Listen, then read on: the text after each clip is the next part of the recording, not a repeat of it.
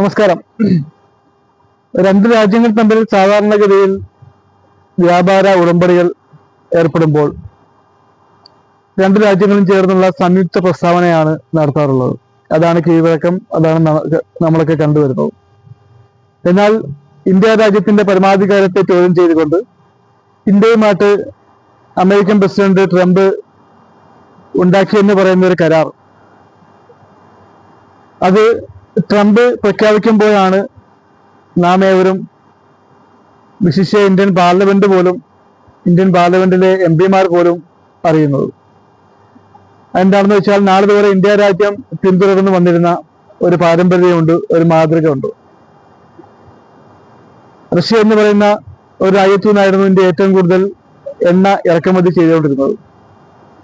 ഒരു ദിവസം American president വന്നിട്ട് പ്രഖ്യാപിക്കുകയാണ്, ഇന്ത്യ ഇനി മുതൽ റഷ്യയിൽ നിന്ന് എണ്ണ ഇറക്കുമതി ചെയ്യുകയില്ല.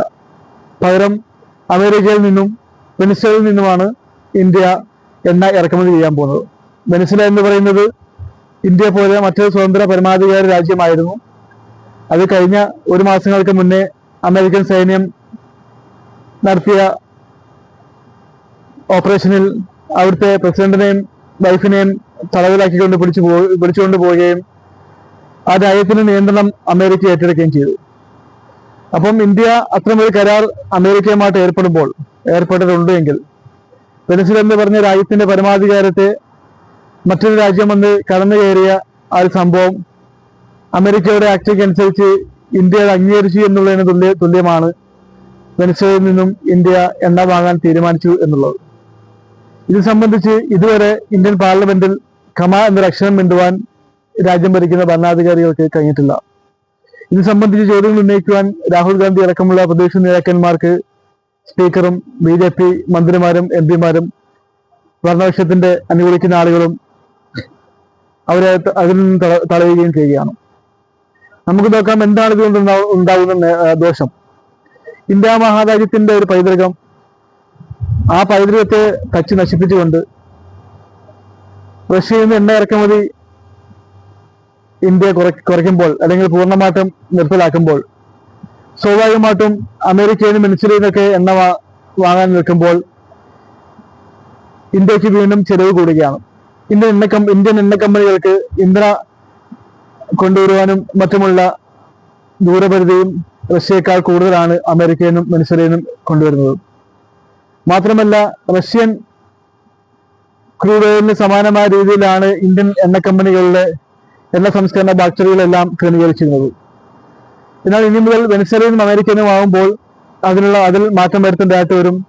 എണ്ണ കമ്പനികൾക്ക് ചെലവേറും. അതനുസരിച്ച് അവർ ഇന്ത്യയിൽ ആഭ്യന്തര വിപണിയിൽ എണ്ണയ്ക്ക്, പെട്രോളിനും ഡീസലിനും അടക്കമുള്ള പാചകവാതകങ്ങൾക്ക് അടക്കമുള്ള വില കൂട്ടുകയും ചെയ്യും. ഈ ഒരു വിഷയമാണ് ഇന്ത്യയിൽ ഇനി സംഭവിക്കാൻ പോകുന്നത്.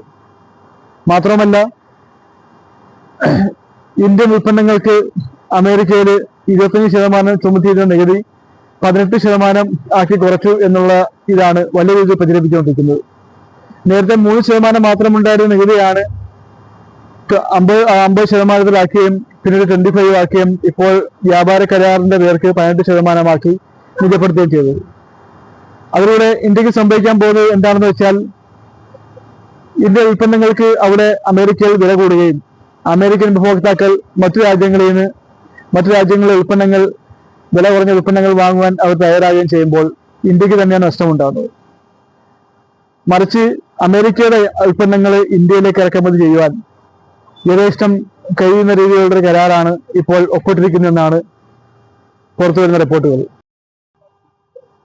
അങ്ങനെ അമേരിക്കൻ ഉൽപ്പന്നങ്ങൾക്ക് ഇന്ത്യൻ വിപണി തുറന്നു കൊടുക്കുകയും അതും 0% നികുതിയിലാണ്, 0% ടാക്സിലാണ് അമേരിക്കൻ ഉൽപ്പന്നങ്ങൾ ഇന്ത്യയിൽ ഇറക്കുമതി ചെയ്യാൻ വേണ്ടി കേന്ദ്ര സർക്കാർ അനുമതി കൊടുത്തിരിക്കുന്നത്. അതായത് ഇന്ത്യൻ ഉൽപ്പന്നങ്ങൾക്ക് അമേരിക്ക 18%, തിരിച്ച് അമേരിക്കയിലെ ഉൽപ്പന്നങ്ങൾ ഇന്ത്യയിലേക്ക് ഇറക്കുമതി ചെയ്യുവാൻ 0% നികുതിയും ആക്കിക്കൊണ്ട് കേന്ദ്ര സർക്കാർ ഇപ്പോൾ വിട്ടുവീഴ്ച ചെയ്യുമ്പോൾ, തൊട്ടടുത്തുള്ള നമ്മുടെ അയൽരാജ്യമായിട്ടുള്ള ഇന്ത്യക്കാൾ ഏറ്റവും പിന്നോക്കം നിൽക്കുന്ന രാജ്യമായ ബംഗ്ലാദേശ്, ആ ബംഗ്ലാദേശിൽ നിന്ന് ടെക്സ്റ്റൈൽ ഉൽപ്പന്നങ്ങൾ അമേരിക്ക വാങ്ങുമ്പോൾ 0% ഇൻട്രസ്റ്റിലാണ് അമേരിക്കയിലേക്ക് ഇറക്കുമതി ചെയ്യാൻ വേണ്ടി തീരുമാനിച്ചിരിക്കുന്നത്. അതായത് ബംഗ്ലാദേശ് ഉൽപ്പന്നങ്ങൾക്ക് 0% നികുതിയും ഇന്ത്യൻ ഉൽപ്പന്നങ്ങൾക്ക് 18% നികുതിയുമാണ് അമേരിക്ക ഏർപ്പെടുത്തിയിരിക്കുന്നത്. ഇതിൽ നമുക്ക് മനസ്സിലാക്കാൻ സാധിക്കും എത്രമാത്രം ഇരട്ടത്താപ്പാണ് ഇതിൽ. എന്തൊക്കെയോ ഒളിയ അജണ്ടകൾ അല്ലെങ്കിൽ എന്തൊക്കെയോ മോഡിയും കൂട്ടർക്കും ഭയക്കുവാനാവുന്ന കാര്യങ്ങൾ ട്രംപ് ബ്ലാക്ക്മെയിൽ ചെയ്തുകൊണ്ട് നേടിയെടുത്ത ഒരു കരാറാണ് ഇതെന്ന് നമുക്ക് വ്യക്തമായി ഇതിൽ നിന്ന് ബോധ്യമാകും.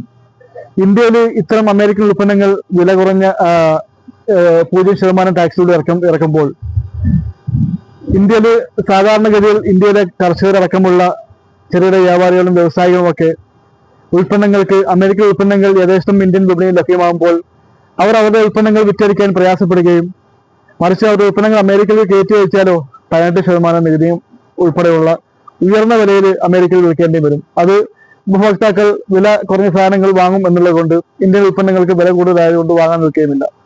അങ്ങനെ പല രീതിയിൽ ഇന്ത്യൻ മാർക്കറ്റിനെ ദുർബലമാക്കുന്ന രീതിയിലുള്ള ഒരു കരാറാണ് കേന്ദ്ര സർക്കാർ ഏർപ്പെട്ടത് എന്നുള്ളതാണ് നമുക്ക് മനസ്സിലാക്കാൻ സാധിക്കുന്നത്. അതുപോലെ തന്നെയാണ് അമേരിക്കൻ ശീത ഉൽപ്പന്നങ്ങൾ. മുൻപ് BJP പറഞ്ഞിരുന്നത് അമേരിക്കയിലെ ശീത ഉൽപ്പന്നങ്ങൾ നോൺ വെജ് കഴിക്കുന്ന ഗോക്കളാണ് അമേരിക്കയിലുള്ളത്, അതുകൊണ്ട് അത്തരം ശീത ഉൽപ്പന്നങ്ങൾ ഇവിടെ ഇറക്കാൻ കഴിയുകയില്ല എന്ന് പറഞ്ഞിരുന്ന, മതവികാരം വ്രണപ്പെടുമെന്നൊക്കെ പറഞ്ഞിരുന്ന ആളുകൾ ഇന്ന് അവർക്ക് മതവികാരം വ്രണപ്പെടുന്നില്ല. യഥേഷ്ടം അമേരിക്കൻ ക്ഷീര ഉൽപ്പന്നങ്ങൾ ഇന്ത്യയിൽ ഇറക്കുമതി ചെയ്യാൻ വേണ്ടി അനുമതി കൊടുത്തിരിക്കുകയാണ്. അപ്പൊ ഇന്ത്യയിലെ ക്ഷീര കർഷകർക്ക് വൻതോതിലുള്ള നഷ്ടമാണ് സംഭവിക്കാൻ പോകുന്നത്. അപ്പം ഇന്ത്യയിലെ പാവപ്പെട്ട കർഷകരുടെ കണ്ണീര് ആര് കാണുമെന്നുള്ളതാണ് നമുക്കൊരു ചോദ്യചിഹ്നമായിട്ടുള്ളത്.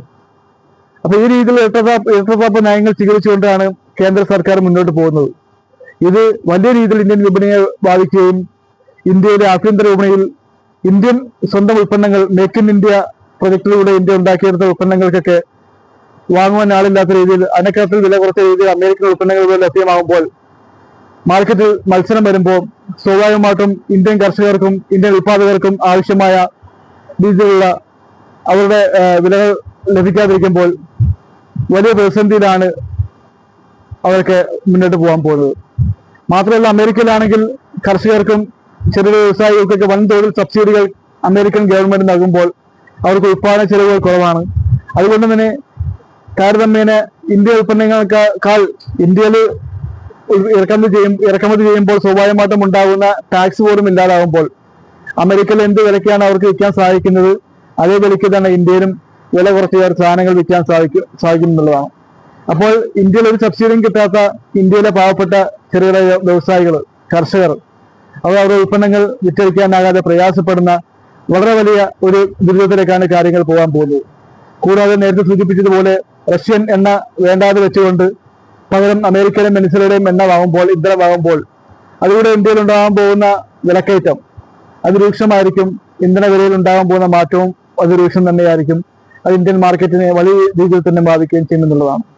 അപ്പൊ ഇത്തരം തലതിരിഞ്ഞ നയം എന്തുകൊണ്ടാണ് കേന്ദ്ര സർക്കാർ ഇത്തരം ഒരു നിലപാടിന് മുന്നോട്ട് പോയതെന്നുള്ളതാണ് എല്ലാവരും ആശ്ചര്യത്തോടു കൂടി നോക്കുന്നത്. കാരണം ഇന്ത്യ യൂറോപ്യൻ യൂണിയനുമായിട്ട് ധാരണയുണ്ടാക്കി, റഷ്യ, ചൈനയും ഇറാനും ഒക്കെ ധാരണയുണ്ടാക്കി മുന്നോട്ട് പോയ സാഹചര്യത്തിൽ അമേരിക്ക വലിയ പ്രതിസന്ധി നേരിട്ടുകൊണ്ടിരിക്കുന്ന സാഹചര്യത്തിൽ അമേരിക്കൻ ഡോളറിന് ബിസിനസ് ഒഴിവാക്കിക്കൊണ്ട് യൂറോയിലും റഷ്യൻ പൗണ്ടിലും ഒക്കെ ചൈനയിലെ എണ്ണിലും ഒക്കെ വ്യാപാരങ്ങൾ ഏർപ്പെടാൻ തുടങ്ങിയപ്പോൾ സ്വാഭാവികമായിട്ടും അമേരിക്കയിലുണ്ടായ സാമ്പത്തിക മാന്ദ്യം പ്രതിസന്ധി തരണം ചെയ്യാൻ വേണ്ടി ആണ് ട്രംപ് വീണ്ടും ഇന്ത്യയിലേക്ക് വന്ന് ഈ ഒരു വ്യാപാര കരാറിലേക്ക് ഏർപ്പെടാൻ വേണ്ടി ട്രംപുമായിട്ട് ധാരണയായത്, മോഡിയുമായിട്ട് ധാരണയായത്. നമുക്കറിയാം, നമ്മുടെ മുഖ്യ ശത്രു എന്ന് പറയുന്ന പാകിസ്ഥാന്റെ പട്ടാള മേധാവി അസീം മുനീറുമായിട്ട് ട്രംപിനുള്ള ബന്ധം നമുക്ക് എല്ലാവർക്കും പരസ്യമായ രഹസ്യമാണ്, എല്ലാം അറിയാവുന്ന കാര്യമാണ്.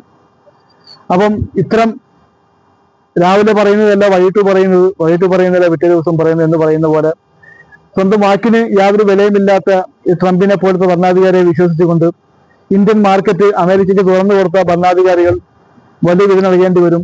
ഇതിന് നാളെ വരെ പാർലമെന്റിൽ വ്യക്തമായ മറുപടി കൊടുക്കുവാനോ വിശദീകരണം നൽകുവാനോ പോലും അവർ തയ്യാറായില്ല എന്നുള്ളത് ഇന്ത്യയെ സംബന്ധിച്ച് വലിയ ഒരു പ്രതിസന്ധിയിലേക്കാണ് കാര്യങ്ങൾ പോകുന്നത് എന്നുള്ളതാണ് മനസ്സിലാക്കേണ്ടത്.